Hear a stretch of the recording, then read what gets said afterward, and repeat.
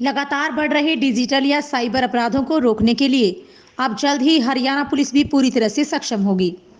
इसके लिए हरियाणा पुलिस बड़े स्तर पर विभाग में बदलाव करने जा रही है। साइबर अपराधों से निपटने के लिए पुलिस ने 8 जिलों में थाने खोल दिए हैं। जल्द ही बाकी बचे जिलों में भी साइबर थाने खोल दिए जाएंगे। इसके अलावा हरियाणा पुलिस के अधिकारियों और कर्मचारियों को भी अपग्रेड किया जा रहा है और उनकी ट्रेनिंग करवाई जा रही है ताकि वो साइबर अपराधियों को पकड़ने में सक्षम हो सकें। ये बात हरियाणा पुलिस के डीजीपी पीके अग्रवाल ने हिसार में पत्रकारों से बातचीत करते हुए कही। 3 घंटे बड़े विस्तार से हमने चर्चा की। हिसार रेंज के सभी जो आईजी साहब के साथ साथ सभी एसपीज, एडिशनल एसपीज, एएसपीज, डीएसपीज, कुछ ऑनलाइन भी जिलों से हमारे साथ जुड़े थे। तो पुलिसिंग के जो विभिन्न मुद्दे हैं, अपराध, नशे के बारे में, इस क्षेत्र में जो चुनौतियां हैं, और इसके अलावा प्रशासनिक मुद्दे हैं, लॉ एंड ऑर्डर के इश्यूज हैं, वो सब पे चर्चा हुई। सारी चीज़ों की समीक्षा की गई, डिटेल्ड रिव्यू हुआ और जहाँ जहाँ हमारे कुछ ऐसी इश्यूज थे जिस पे और हमें मेहनत करने की आवश्यकता है, उन्हें चिन्हित किया गया और एक कार्य योजना तैयार हुई कि और भी ज़्यादा जो है मेहनत करके हम ये प्रयास करेंगे कि हम अपने प्रदर्शन को और बेहतर कर सकें। सर, साइबर क्राइम बहुत ज़्यादा बढ़ता जा रहा है, उसके लिए क्या प्रयास किया?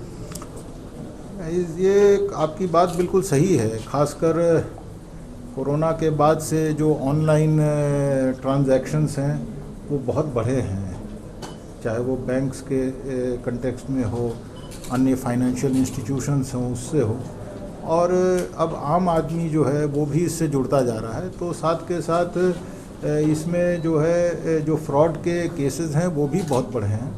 और एक बहुत बड़ी बात यह है कि जो साइबर क्राइम्स हैं उसमें कोई ज्योग्राफिकल जो है कोई बाउंड्रीज़ नहीं होते हैं। कोई आदमी कहीं भी बैठा हुआ हो वो उस क्राइम को कर सकता है। तो इसलिए एक और भी ज़्यादा पुलिस के लिए चुनौती का विषय है। इसके लिए एक तो हमने अभी पिछले दिनों में 2-3 महीने पहले सभी पुलिस स्टेशंस में साइबर डेस्क इस्टेब्लिश किए हैं। हमारा ये मानना है कि जो भी कंप्लेनेंट इस विषय इस कंटेक्स्ट में हमारे पास आए, उसकी कंप्लेंट दर्ज हो, उस पर एफआईआर दर्ज हो और उसकी तफ्तीश की जाए। और अब हमने 8 जगह जो है हमारे जो पुलिस स्टेशन हैं साइबर के वो खुल चुके हैं और इस साल में हमारा ये प्रयास रहेगा कि हर ज़िले में एक साइबर पुलिस स्टेशन जो है वो हम खोल सकें।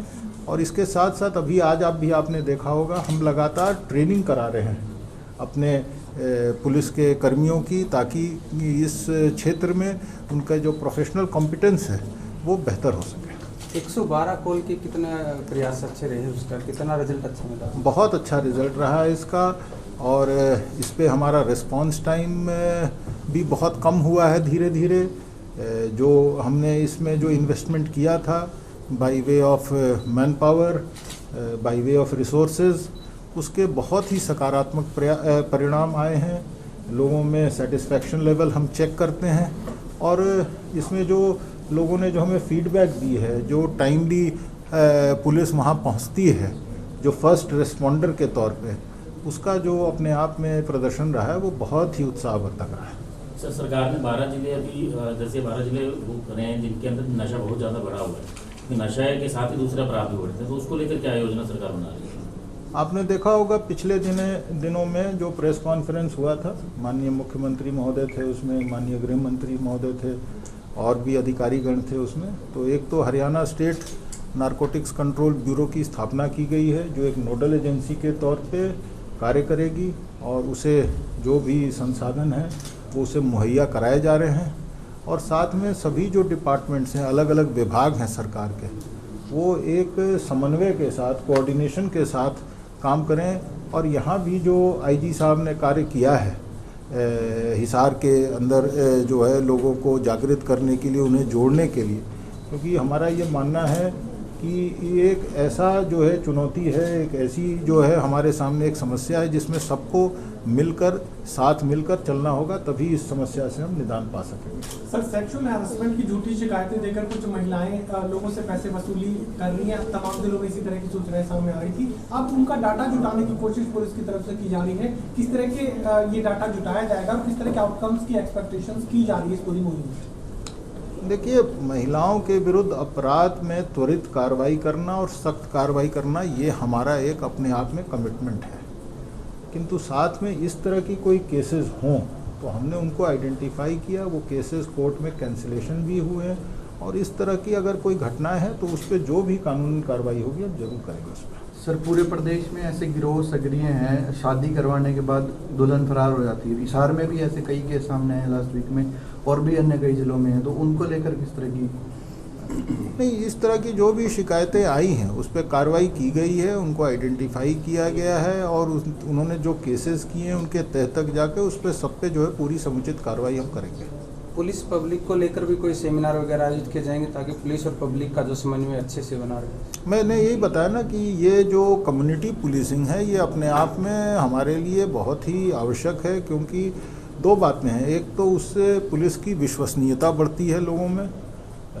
पुलिस आखिर जनता के लिए ही है, तो उनकी जो फीडबैक है, उनके जो व्यूज़ हैं, उनकी जो धारणा है पुलिस के बारे में, वो हमें जानने का मौका मिलता है, और उनसे बड़ी अच्छी जानकारी मिलती है, उनसे सही जानकारी मिलती है। कई बार जो जानकारी वो देते हैं उस पर कार्य करके हमें बहुत सफलता मिली है, तो इसलिए बहुत आवश्यक है। और हमने कम्युनिटी पुलिसिंग पे पूरा ध्यान दे रखा है। अलग अलग ज़िलों में बहुत सारे ऐसे कार्यक्रम हो रहे हैं, कई ज़िलों में, न सिर्फ हिसार में बल्कि बाकी डिस्ट्रिक्ट्स में भी डिस्ट्रिक्ट एसपीज़ और नीचे के अधिकारीगण पब्लिक से लगातार संपर्क में हैं, प्रोग्राम्स कर रहे हैं, चाहे वो नशे के बारे में हो। अभी पिछले दिनों में हमने एक साइकिल रैली निकाली थी, वो हेडक्वार्टर से गई थी, उसमें हमारी महिला पुलिस की कर्मी थे। उन्होंने पूरे राज्य में साइकिल के द्वारा करीब 5-6 हज़ार किलोमीटर का सफ़र तय किया, और आम जो महिलाएं हैं, गांव में जो बच्चियां हैं, उनको अच्छी बातें जो इस संदर्भ में थी उसके बारे में जागृत किया हमको।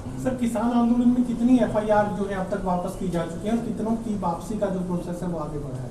किसान आंदोलन में जितनी भी एफआईआर दर्ज हुए हैं उसमें बहुत बड़ी संख्या में केसेस वापस स्टेट गवर्नमेंट द्वारा लिए जा चुके हैं। जो बची कुची हैं कुछ न्यायिक प्रणाली के वजह से, जिनमें कोई इस तरह के कुछ प्रक्रिया की वजह से कोई है, वो भी हम दूर करके उसमें सारी केसेस जो है उसमें वो प्रक्रिया लगातार चल रही है। सर, पुलिस रिफॉर्म की बात होती है, हमेशा बात होती है, पुलिस के ऊपर दबाव भी बहुत है, संख्या भी कर्मचारियों की बहुत कम है, तो एज ए डीजीपी आपने जब पद संभाला तो सबसे ज़्यादा बदलाव आप क्या करना चाहते हो, क्या लागू किया है? देखिए, सबसे बड़ा जो कदम हमने उठाया है कि तनावपूर्ण स्थिति में जो पुलिस वाले हैं उसमें उनके स्वास्थ्य के बारे में, एक तो हमने हर 2 वर्षों पे फ्री हेल्थ चेकअप की एक जो सिस्टम है वो शुरू कर दिया है, और सब डिस्ट्रिक्ट्स में जो सिविल हॉस्पिटल है, जो सरकारी अस्पताल है, उसमें बाकायदा हमारे पुलिस के जवान जो 35 साल से ऊपर हैं उनकी जो है फ्री चेकअप हर 2 साल में एक बार होगा। उसको हम रिकॉर्ड को रखेंगे ताकि अगर शुरू में भी कोई उसमें ऐसी बात नज़र आए तो तुरंत में उनका इलाज किया जा सके। तो ये एक बहुत बड़ा भलाई का कदम है जो सरकार ने लिया है। इसके अलावा भी जो बाकी है, चाहे वो फैमिली काउंसलर हैं, कुछ उनके इस तरह के समस्याएं होती हैं तनाव में, उन्हें कोई उनके साथ बातचीत करके उन्हें सलाह दे सके, और क्रैश के बारे में बाकी सारी कई भी जो वेलफेयर के हैं, कोविड के टाइम पे जो उन्होंने कार्य किया उसमें जो है सरकार ने फाइनेंशियल असिस्टेंस दिया। तो ये सारी चीज़ें जो हैं साथ साथ चल रही हैं। आरोप भी लगाए थे, उसकी जांच भी चल रही है, क्या उस जांच में अब क्या वो कंप्लीट हो गई है? अब क्या फॉल्स शिकायत थी उनकी या ट्रू थी, क्या था उसके ऊपर कोई एक्शन या कोई अभी चल रहा है सब कुछ उसमें? जो ये शिकायत आई थी इसके बारे में हमने एक जांच जो है आईजी हिसार रेंज को दिया है, और जो मुझे उन्होंने बताया है कि इसमें जांच में उन्होंने काफ़ी कार्रवाई कर ली है, और वो शीघ्र ही इसकी रिपोर्ट जो है हमें सबमिट करेंगे। जो भी उस रिपोर्ट में वो संस्तुति करेंगे उसके आधार पर कार्रवाई की जाएगी। ठीक है सर।